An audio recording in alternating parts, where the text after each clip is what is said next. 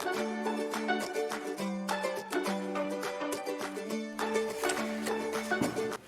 everybody, welcome back to Safe at Home. This is going to be lesson 3 out of 4, so you're certainly on the home stretch. I just wanted to show you what I did with last week's picture. I decided that I'd put it in a mat and a frame, so there it is. So that always makes it look a little bit more finished and a little bit more professional. So feel free to frame your work. Don't let them gather dust in the bottom drawer. Okay, so this week we are going to be painting this scene. The emphasis this time is on the sky, and so we're going to be learning how to paint a billowing white cloud. And it was inspired from this photograph. Hope you can all see that. And then there were a bunch of pine trees, so there wasn't really very much for a landscape. So I took a picture of Spruce Woods Park, which is in my own stomping grounds. And there's a wonderful great big sandhill there. Spruce Woods Park is home to Manitoba's desert, and the entire landscape is built on these huge big sand hills. So we're going to use this as our landscape. So you can see the combination there. And I often do that. I'll combine 2 scenes to try to get the elements that I want. So the first thing we're going to do is we're going to draw our horizon line. And by the way, you should be getting one of these, a copy of this as well, telling you step by step. This horizon line is going to be a little bit lower than the usual one because we want to make room for that big cloud. Plus, we want to make sure that there's room for the hill. So we're going to go about 1/6 of the way down and make a faint line. That is just... oh, I guess I'm about 1/4 of the way down. Then we're going to start over here, looking at the photograph. We're going to be starting over here, and we're just going to gradually make a hill that goes up. And then there's kind of a jaggedy edge here. So we're going to make a little bit of a jagged edge. Like that. And that is our landscape. Actually, it looks like a great big paw of some kind. That's all we need for now. Then we're going to be making, from this photograph, we're going to be making a large billowing cloud. And it's going to be kind of low. So we're just going to, you know, when you were a kid and you were drawing clouds, you'd make little bumps. Just make sure the bumps aren't very even. You want them to be very irregular. And I'm making this quite big.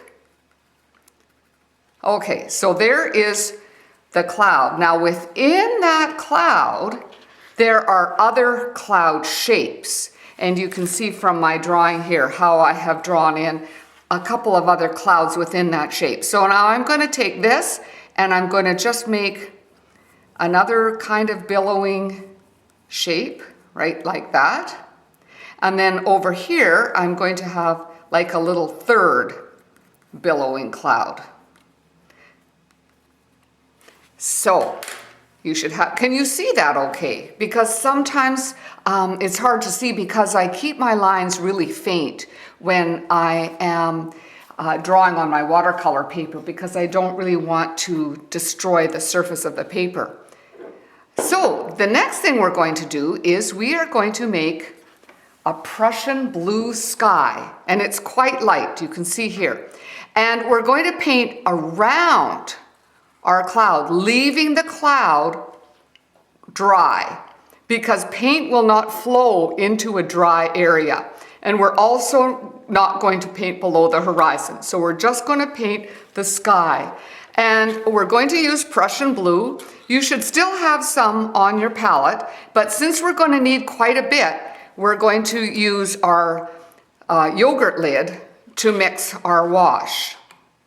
So we'll put about 6, I think I'm 3, 4, 5, 6 big loads of water in there.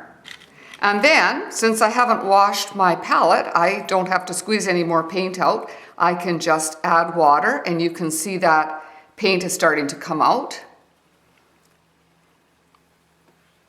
And then I'm going to get my piece of paper that I test on, because I always want to make sure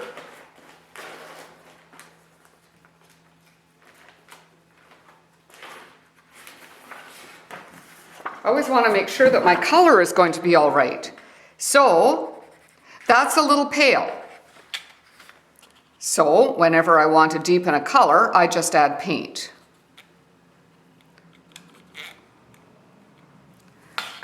Then I'm going to try it again. That's a little bit darker, maybe not dark enough. Prussian blue is a beautiful color for a sky. And it's very transparent.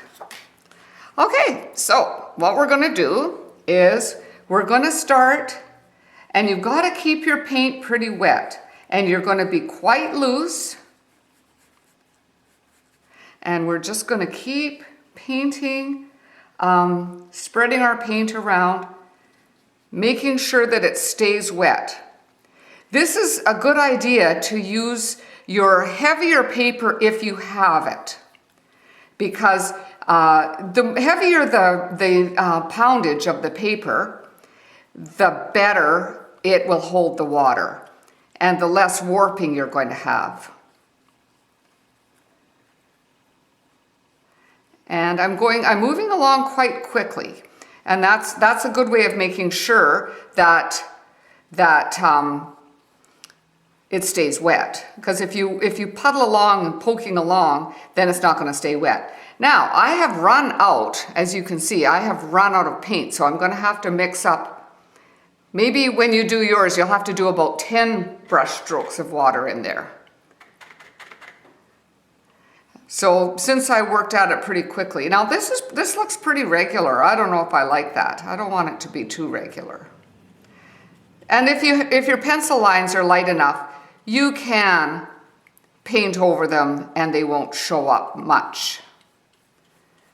So there is my blue sky, painted all around. The next thing we're going to do is we're going to paint our cloud. Inside the cloud, you can see some shadows because the light is above the cloud, and when the light strikes the cloud, it illuminates the top part, but then the cloud, like any kind of an object, is going to have a shadow that is on its surface caused by its own shape being lit up from behind. So what we're going to do is we are going to have, do you remember last week I did not wash my palette? I still have that nice bluish gray color. And as I add water to that, it becomes that lovely bluish gray color that I need. If you don't have some bluish gray paint left over from last week, you are not saving as much money as I am. So just bear that in mind. You would mix a little bit of Prussian blue and burnt sienna, which is what's in here. Prussian blue and burnt sienna, and then you will get a nice gray. Blue and brown make gray.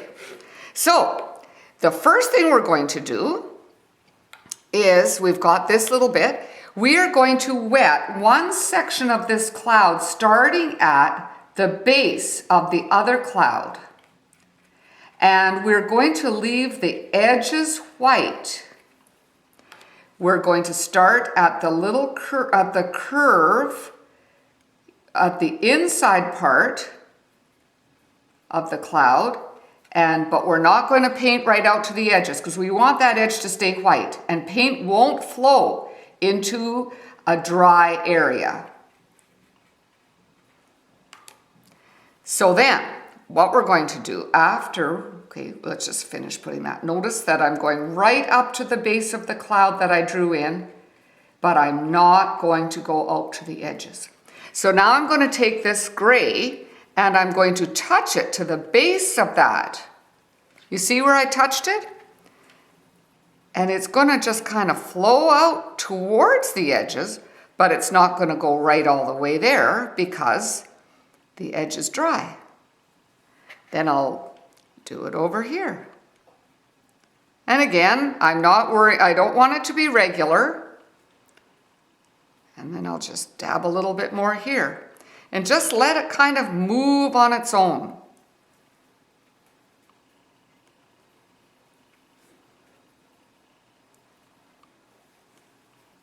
And you can actually move your page a little bit too. And watch how the water and the paint kind of flows around. That's what I love about watercolor, is that it'll move, and while it's wet, it'll move and blend on its own, and it'll give you some surprises, which is great. So then I'm going to go over here, and I also like to take a little bit of my paper towel, just a little bit, or if you have Kleenex or toilet paper, and just make sure that it doesn't move out in a regular way. So you can dab at that and keep it from moving too much. Now, we don't even have to wait for that to dry, because we're going to do the next section, but we're not going to put our water anywhere close to where that was. So you see, I'm just going to go around this little cloud, the other interior cloud, and I'm not going to the edge of that. It's just a repeat of what we did with the first cloud. And I'm just going to wet it, but not to the edge. Now my cloud seems to be going right down to the ground, which I really like.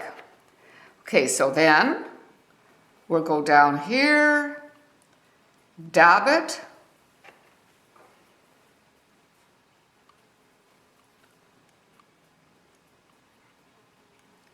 and we'll just kind of let that flow around. I like what's happening. And then we do the bottom one, this little one here, which we will just kind of go down as far as the ground. And again, we take that little bit of bluish gray that was left over from last week. I'm like this with food too. I always make 2 meals at the same time so that I don't have to cook every day. Saves you the work. Always saves you money too. Okay, so there we go. I'm going to add a little bit of darkness in the odd place here, just because I can, because it's still wet enough. While stuff is wet, you can play with it a little bit. Ooh, I like that.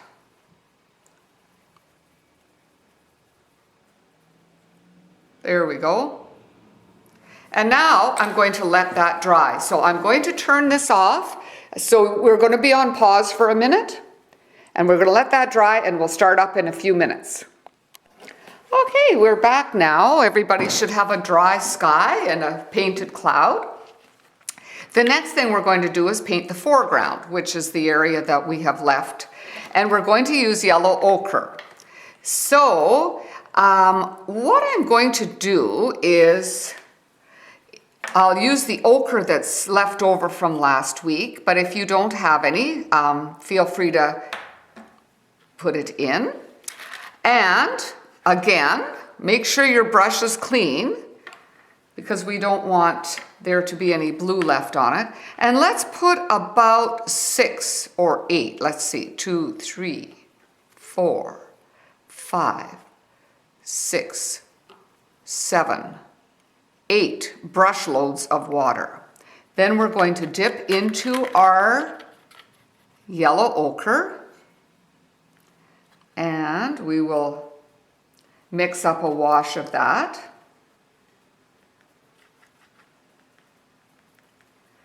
And I'm going to add a little bit of burnt sienna to it, just to take a bit of the yellowishness off of it. And then I'm going to just test it on my test paper. That's pretty pale.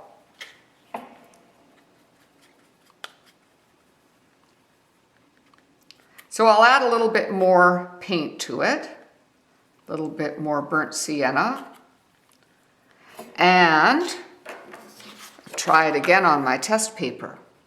That looks better. So now we're going to paint the entire foreground right across. We're going to paint it all yellow. And you can go right up to where the cloud is because the cloud is dry and it won't accept any paint from the yellow because when it's dry, it doesn't move into that area.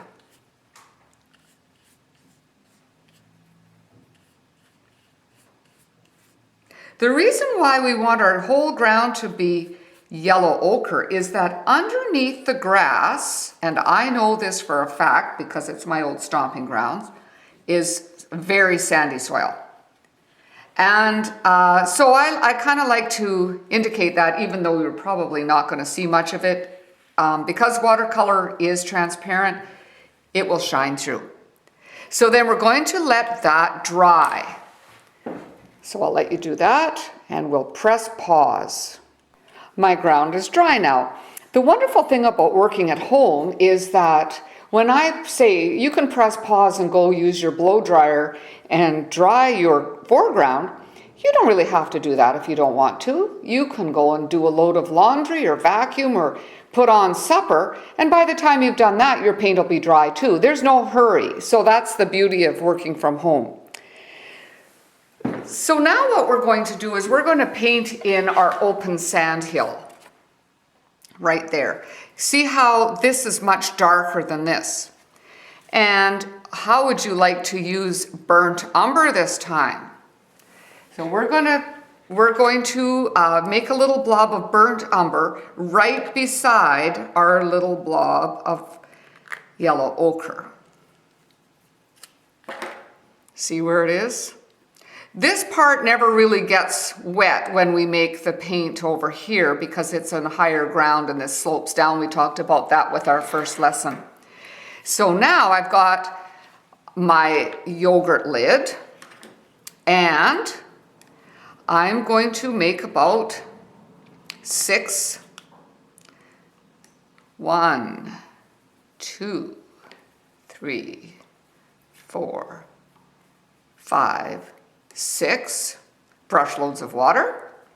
Then I'm going to add some yellow ochre to it.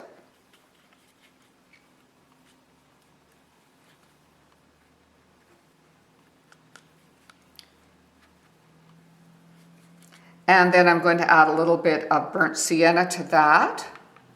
Now that is way too burnt sienna-y. So I'm going to add more yellow ochre.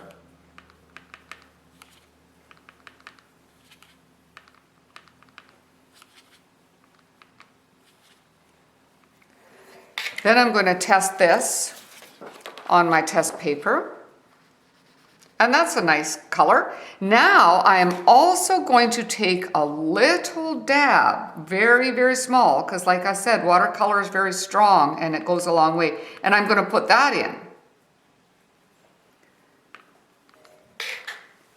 to make it more of a sandy color.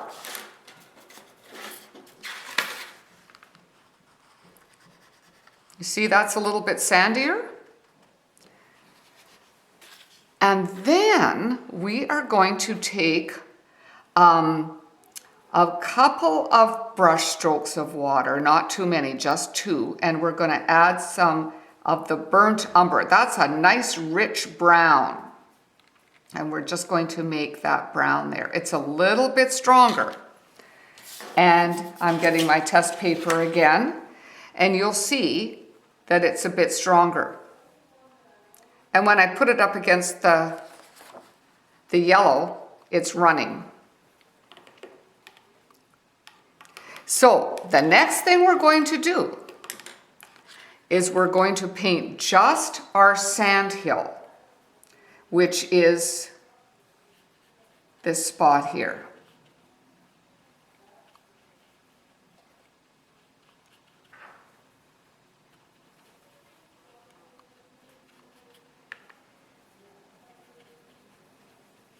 And we're painting it quite wet.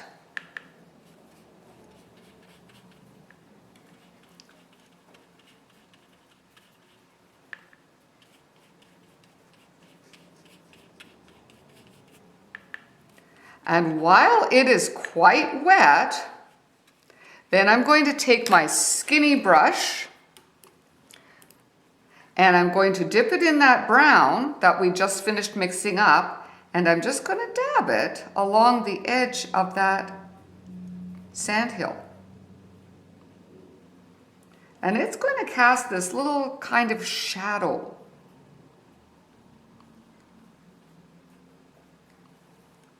On the top of our sandhill. And you can see it's bleeding down.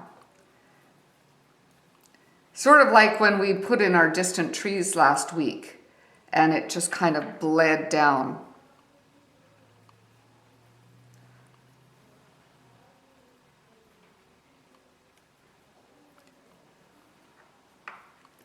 And when I look at the photo, I always like to refer to the photo and make sure that, see how this area here is all brown?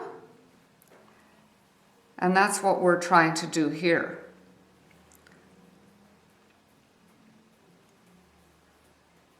And there we have it. And I'm going to let this drip a little bit down here. And even hold up my picture a little bit and just let it bleed down. Can you see how it's bleeding down?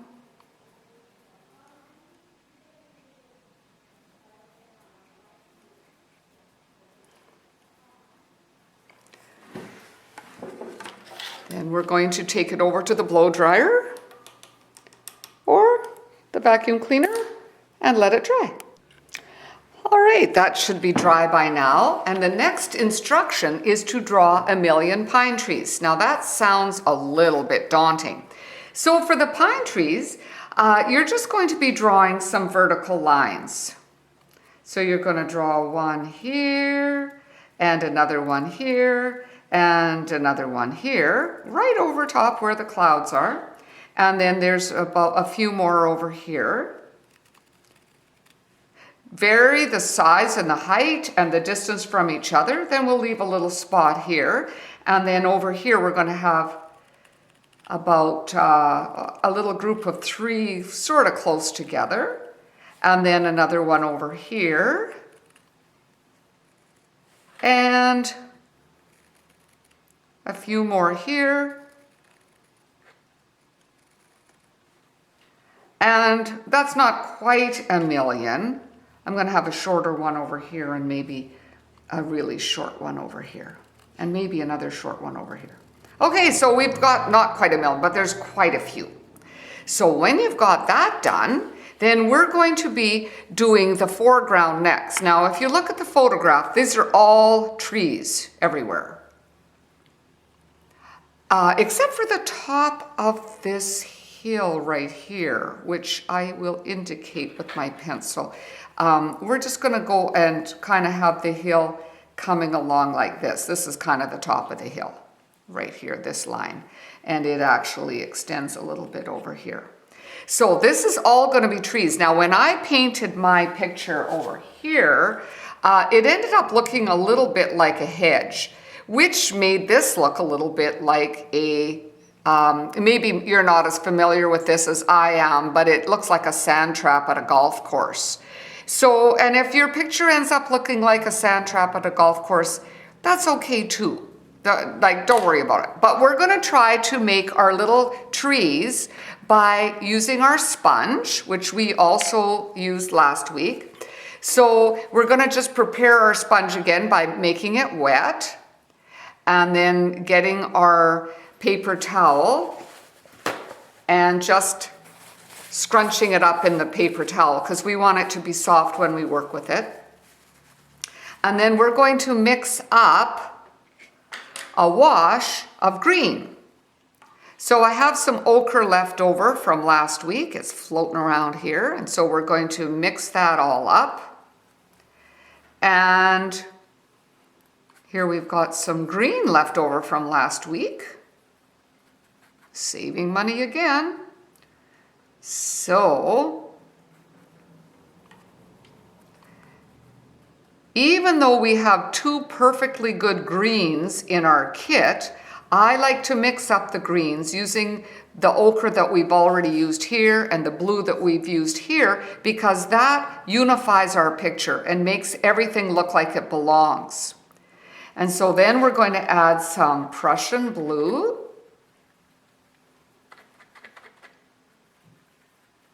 And you see it turning a nice green here.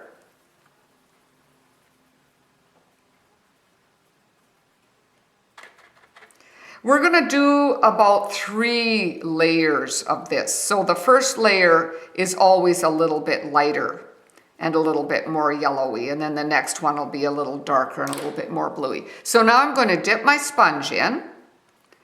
And I'm going to start sponging. Should always start from the left. Sponging my trees in. And since they're just a group of trees, you're not going to see them individually.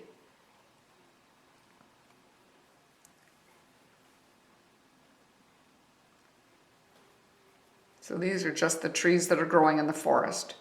I was going to tell you a little bit about spruce woods. There is a desert, and there are lots of walking trails that you can go on. And it's really fun to go walking, but they do have signs cautioning you against leaving the paths, because Spruce Woods Park wasn't always a park.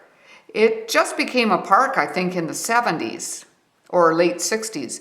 Before that, it was like this wilderness. I think it might have even belonged to a farmer.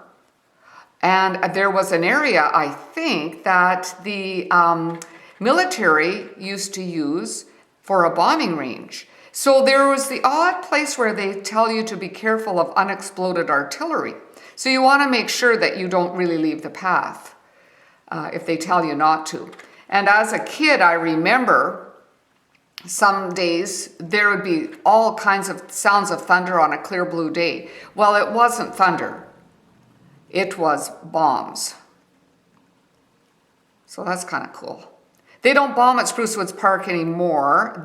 Although I did hear some sounds last time I was in Glenboro, they have an area near Shiloh, I believe. Okay, now I'm going to do some more in the forested area. You can still see the yellow shining through.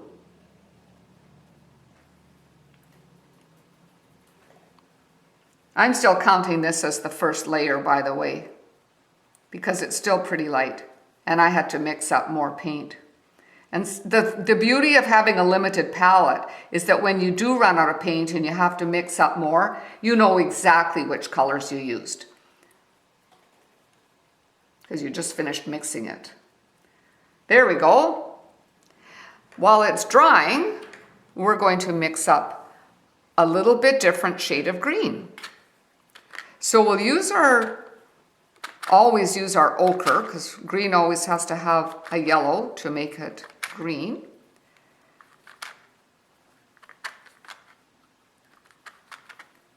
And then we will mix up some blue again. And that is making it a little bit darker. So we add a little bit more blue this time, just to make it a bit darker.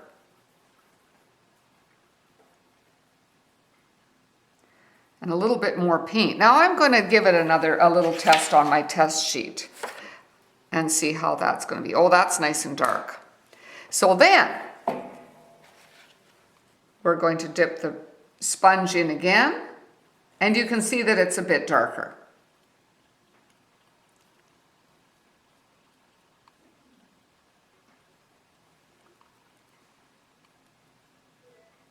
And I have a very light touch with it. If you boing it down too hard, then of course all the spaces will be gone and you won't see the yellow. And it's kind of nice to have the yellow in there. You can also, at any point, use your brush. Now I'm using my middle-sized brush. And I am going to just put a little bit over here, because this area over here is too too narrow a spot for the sponge. And you can use your brush all over just to add a few little leafy spots. Now I'm not painting this area here because that's the other side of the hill, which we are going to be painting in later. So here goes.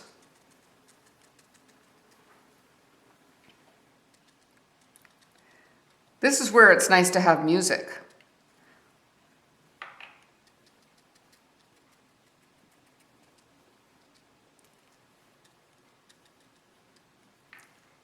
So I'm just being very light with my brush. I'm not being very regular. I'm just sort of putting in sort of the tops of the trees here so we know where they are. Because pretty soon we're going to have pine trees growing out from behind the tops of these trees.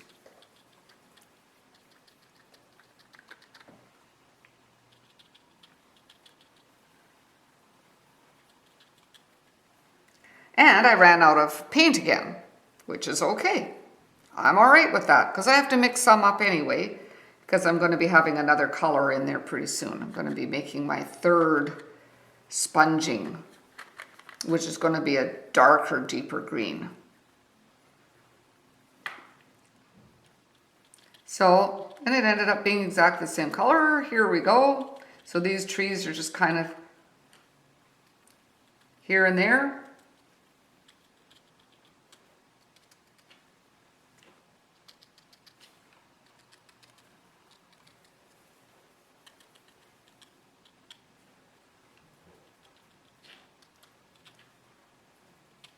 And near the edge of the sandhill too. Because it's hard to get the sponge in there. Sponges are great, but they don't get into the tiny little nooks and crannies. So that's why we have to use a combination of brushing and sponging.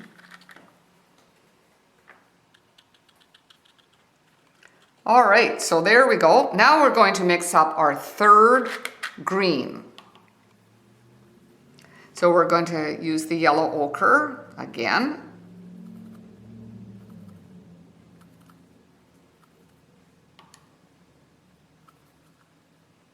And then we're going to use the Prussian blue again.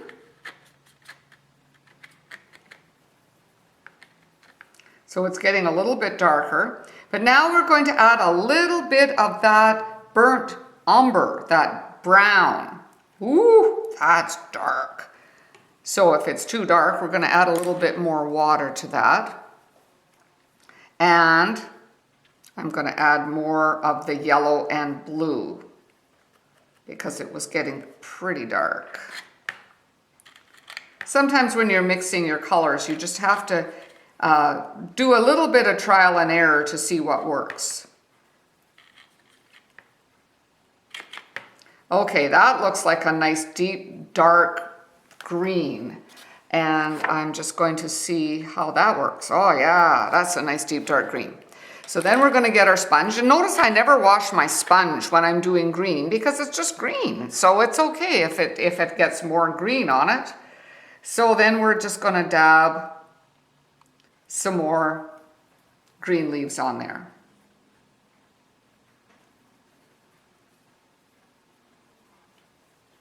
And look what happens. I've sucked up all my green, so I'm just gonna squeeze it out and oop, I got it back.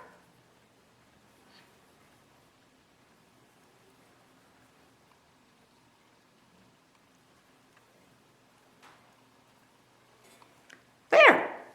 So now we have to mix up that deep dark green again. I should have mixed up a whole bunch, but you never know. Yellow ochre.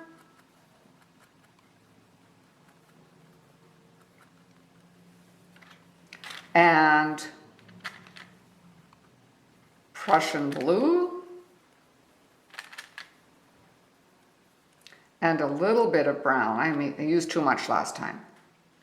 A little bit of brown. And you get a nice dark green.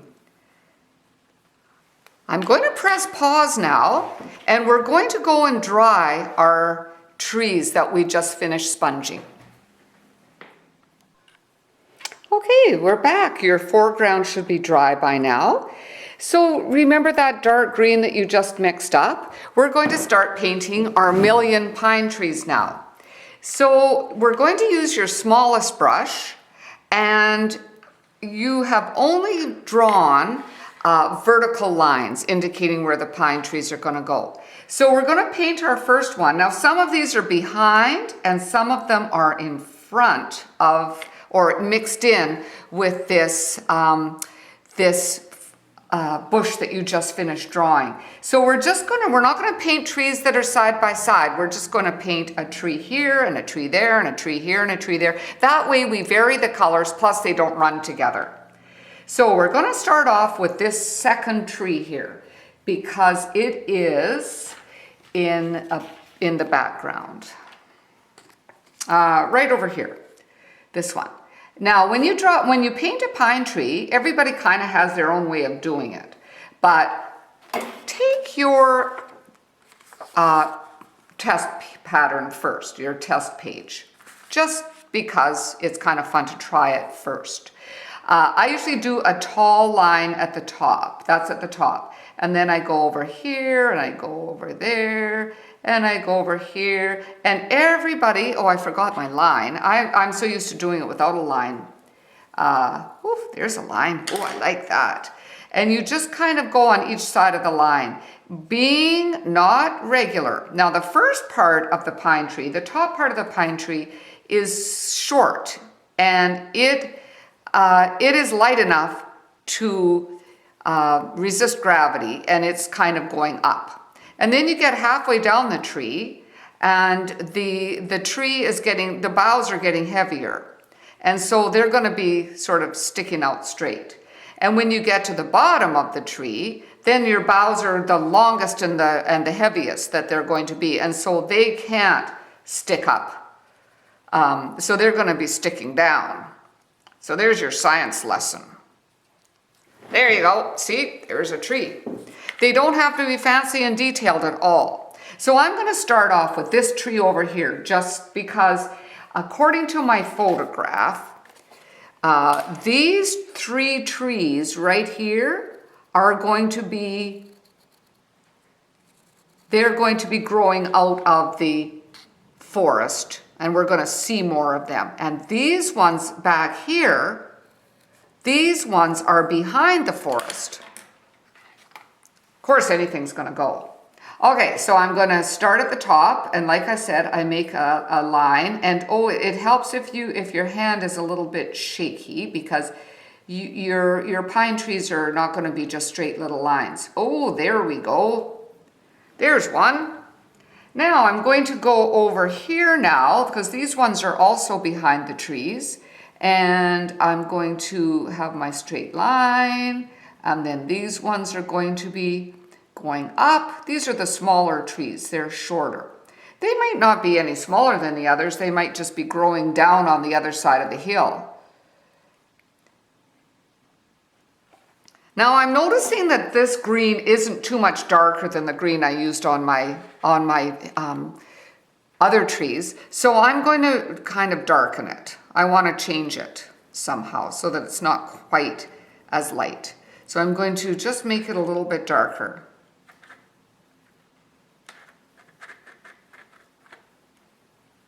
The trees are a lot darker. The pine trees are the darkest part of the picture. And having good contrast is really important in a picture. Otherwise, everything's the same color and it looks kind of boring. Okay, that's a good dark green.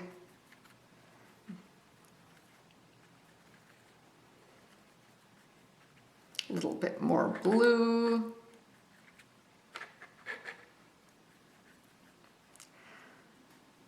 And now I'm going to do this tree over here. I don't even know if it's a tree or just part of the cloud, but anyway, this is a little bit darker. And it's nice to have some trees that are a little bit darker than other trees. There we go, and it's kind of behind the rest of the forest, so you can't see the whole tree. There it is. It's kind of fun doing these little trees.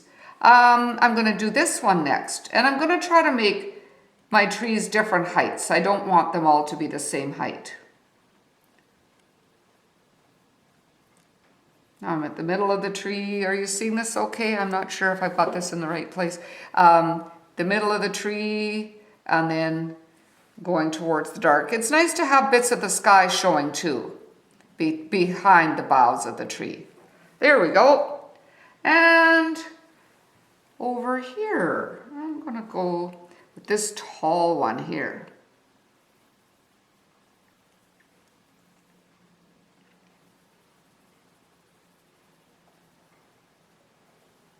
Sometimes you have parts of a tree missing,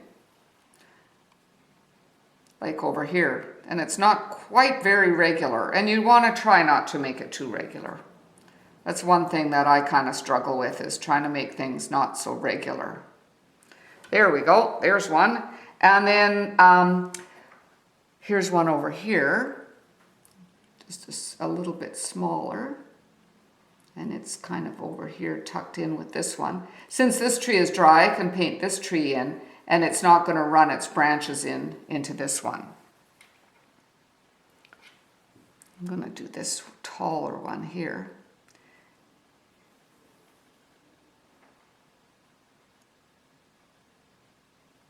And we find each person, I noticed every person kind of has their own characteristic way of doing trees. It's like a style. Don't expect your trees to be exactly the same as mine, because you're going to have your own style. And you'll notice that all my trees are tending to want to look the same. So, and yours will too. It's hard to break away from your style. Now, I am going to do this tree over here, which is one of this group. And these ones are actually growing out from this forest that we painted with our sponge. This is why it's so important for that to be dry, because if this wasn't dry, it would just smear. It would just, bleed right in. But you can see now that this is in amongst those other trees.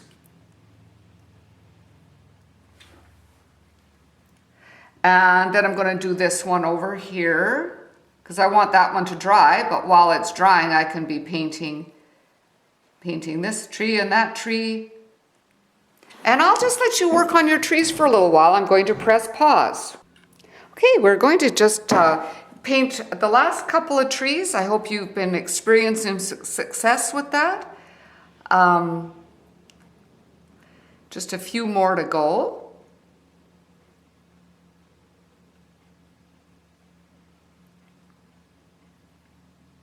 And we're on the home stretch.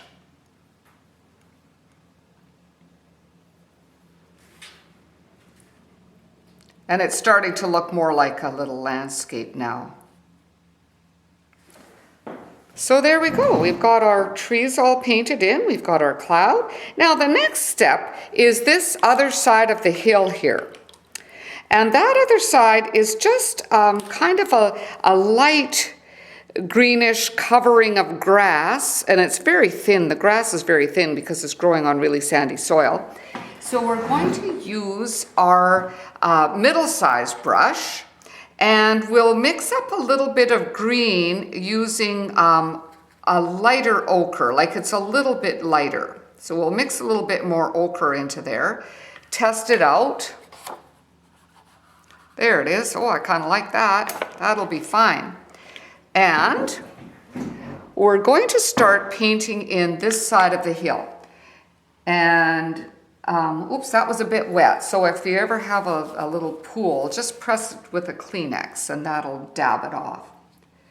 And we're just going to paint that in, having little bits of the yellow still showing a little bit, because that's the sandy soil.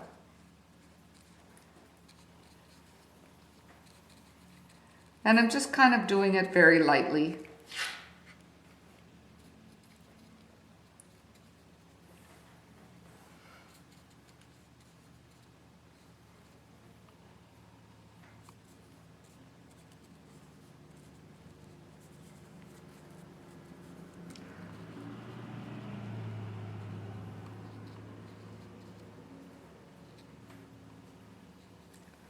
There we go. That's almost all there is. However, we're going to just paint a little bit more along the top of the sand hill here, just to give it a little bit more definition. So I'm just going to dip into my brown and just make a little bit of a brown. You see what I've done here? I'm just a little bit of water, a little bit of brown. Test it. Yeah, it's quite light, which is all I want. And I am just going to go along the top of my hill and with a really irregular brush stroke, I'm just going to paint the edge of the sand hill.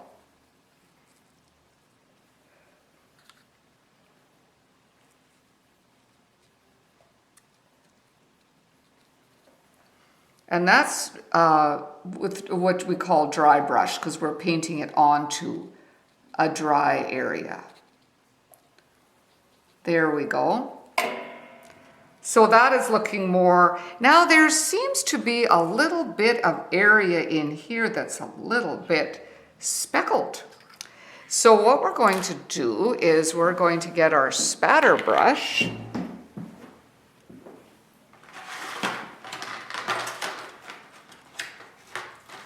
We did a spattering last week, and if you don't have a brush that's a bristle brush like this, you can just use a toothbrush, although you can't be that controlling with a toothbrush. I'm going to mix up, I've got some yellow ochre here that's left over. I always like using my leftovers. And a little bit of the burnt sienna. A little bit more ochre, and a little bit of that brown. So we're getting kind of a sandy color here. Then we're going to hold our finger. Oh, gotta protect our sky. We worked hard on that sky. We're just going to cover the sky with our piece of paper that we've been testing our colors on, and then we're just going to brush our finger gently, and that way we're going to be getting a little bit of a spatter effect on our sand. And there we have our picture of Spruce Woods Park on a cloudy day when there's maybe an impending storm coming along. And that is all there is to it. When it's totally dry, then you can peel off your masking tape. And if there's any lines that bother you, like I still see this line here, I would try maybe to erase it. If it doesn't erase, that's okay. It's not that distracting. And we'll see you next week for your 4th lesson.